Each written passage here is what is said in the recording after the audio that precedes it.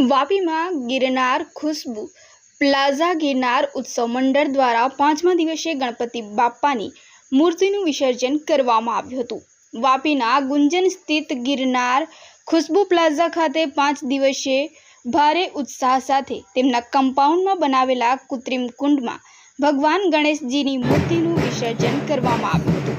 ગિરનાર ઉત્સવ મંડળના વડા નિમેશ બી પટેલે જણાવ્યું કે અમારા કમ્પાઉન્ડમાં જ અમારા ગણપતિ બાપ્પાની મૂર્તિનું વિસર્જન ઇકો ફ્રેન્ડલી રીતે કરવામાં આવે છે, જે કમ્પાઉન્ડમાં જ એક કૃત્રિમ કુંડમાં પાણી ભરીને કરવામાં આવે છે। બાપ્પાનું વિસર્જન છેલ્લા 2 વર્ષથી ગણપતિ બાપ્પાની સ્થાપના કરવામાં આવી રહી છે અને 500 જેટલા લોકોએ ભારે ઉત્સાહ સાથે મહાપ્રસાદ પણ ગ્રહણ કર્યો હતો અને આ ભવ્ય ઉત્સવમાં આજુબાજુના લોકો મહાપ્રસાદ લેવા માટે કમ્પાઉન્ડમાં આવી પહોંચ્યા હતા અને આનંદ ઉલ્લાસ સાથે બાપ્પાનું વિસર્જન કર્યું હતું। આ વિભાગના વડા નિમેશ બી પટેલ, સેક્રેટરી નરોત્તમભાઈ પટેલ, ખજાનચી અરવિંદભાઈ પટેલ અને સંસ્કારી શ્રી અરુણભાઈ યાદવ, વિકાસ રાજવી ઉપસ્થિત રહ્યા હતા।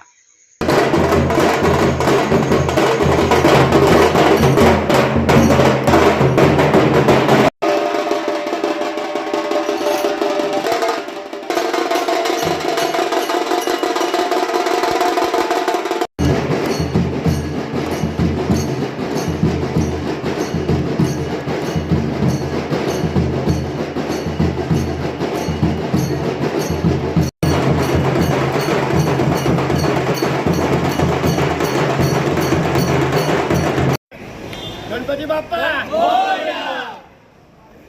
ओके।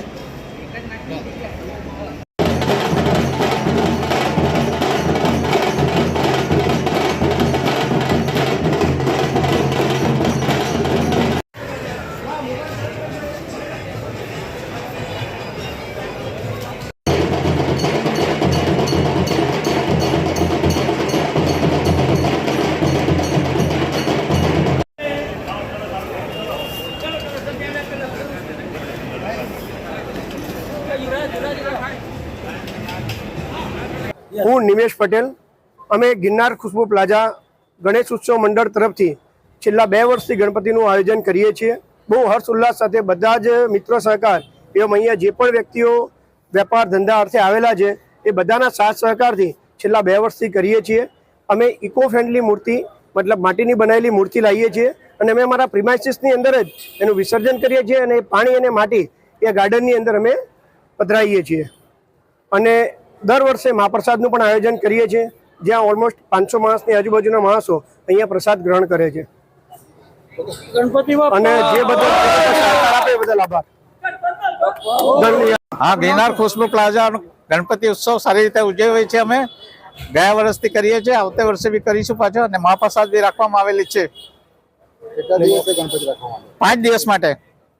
ગણપતિ બાપ્પા મોરયા। ગણપતિ બાપ્પા